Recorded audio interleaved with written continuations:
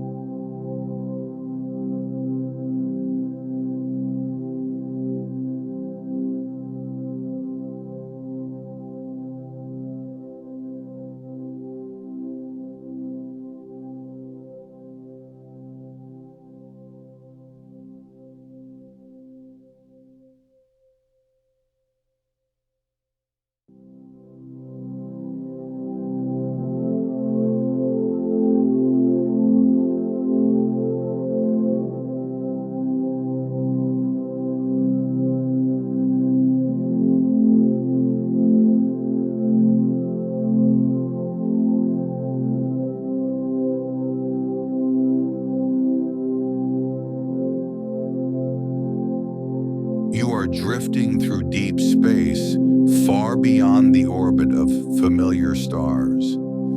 Around you stretches a vast cosmic darkness, softened by distant light and drifting clouds of gas. These clouds, known as nebulae, have been forming slowly for millions of years. Their movement is so gentle that it feels almost still. Tiny points of starlight glow through the darkness, each one separated by unimaginable distances. They shine quietly, without urgency, without effort. Some of this light began its journey long before Earth had oceans, long before the first night sky was ever observed. As you drift, space reveals itself not as empty, but as wide, calm, and deeply structured. Invisible forces shape everything here.